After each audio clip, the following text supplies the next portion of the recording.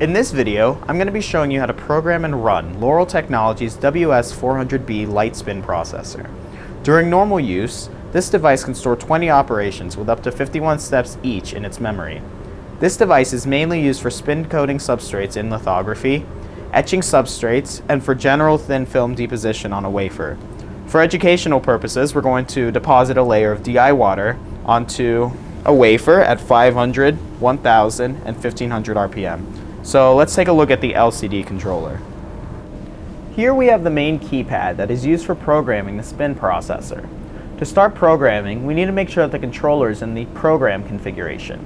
So using this F1 button here, we're going to toggle from running to editing programs as indicated by this PGM up there. So if you look over to the top right corner of the screen, you'll see a T. This letter indicates the program that you are editing or running, and it goes from A through T for a total of 20 operations.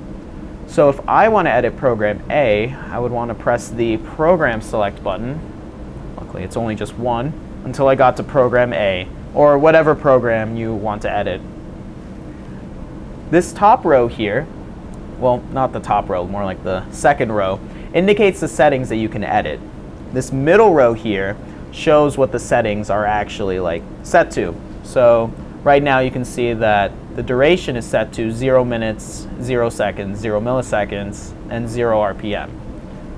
Since I want to set the RPM to 500, I'm going to use these cursor. Here, let me use the cursor to bring it up, and then use these value buttons to bring it to 500, which is what I want. And I want for it to run for a total of 30 seconds. So I'm going to bring this up to 30 seconds. So you can program this machine to maintain that RPM for a maximum of 99 minutes, 59 seconds, and 9 milliseconds. But I'm fine with 30 seconds. This ACL here, icon, it pretty much stands for the acceleration index value. Unless you have a really large wafer that would require a lot of torque to move, just leave it at the default value of 15. So now that I'm done editing this step, I want to move on to the next step, which is pretty much setting it for 1000 RPM. So in order to insert another step into the program, I'm going to press add step here. Notice that the total count went up. So this is the step that we're on out of however many steps. And I'm going to just press the step button to go over to the next step. So let me put this up. I also want it to be for 30 seconds. And then I'm going to put 1000 RPM. So let's say I didn't want to do that. So instead I just wanted this to be a one-step program and I accidentally pressed add step. In order to fix that, all you got to do is just press delete step and then press enter. And then it pretty much gets rid of the last step in the operation.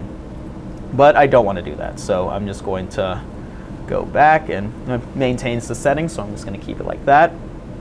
Next, so I want to add one more step for 1500 RPM, so I added another step. Press step to toggle over to it, and then set these settings, 30 seconds, and 1500 RPM.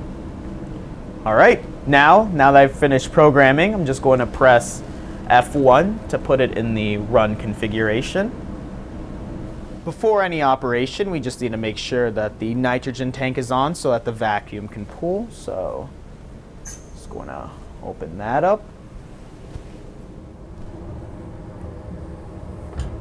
So the size of your sample determines which mount or O-ring you would want to use. So this mount is too small for my wafer. So what I'm going to do is I'm going to take it off, and I'm just going to put it on the base mount because it can ensure that I have a nice vacuum seal.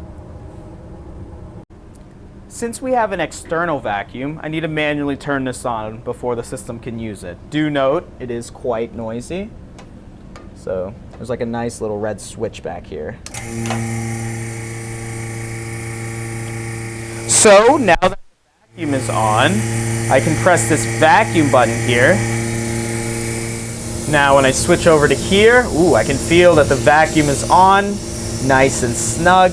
Can't really take it off, so I'm gonna close this now and then come back to here. So now that everything is on and set up, we're going to run the program using the run/stop button.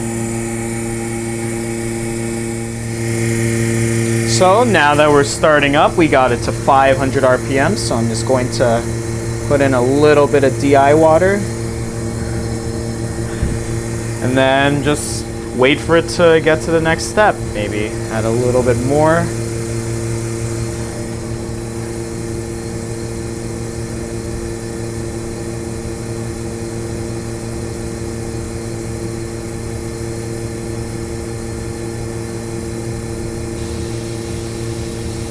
Okay, now it's at the 1000 mark, so I'm just going to put in a little bit more.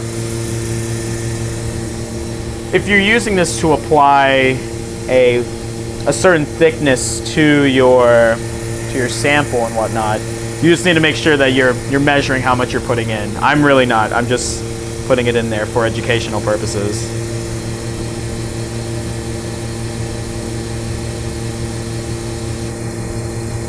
Okay, now we're on the last step, so I'm just gonna put a little bit onto there, and then I can just wait for it to stop.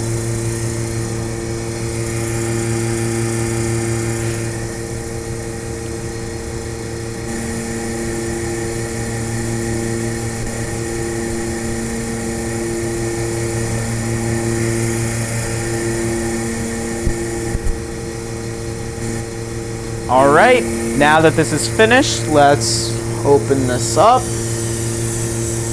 There you go. You can see some of it draining in there. Open it up. I'm just going to press vacuum on the controller so that it turns this off right here. And take my wafer. There we go.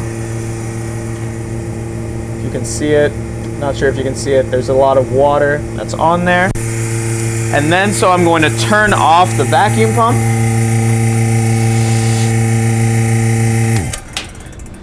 And there we go. Just so long as you make sure that you close the N2 tank and you turn off the vacuum pump, you're good. And then, so that's all you need to know about how to use the WS-400B Spin Processor. So for more information with this device, you can read the user manuals for it or contact the Whiting School of Engineering at Johns Hopkins University. Thank you.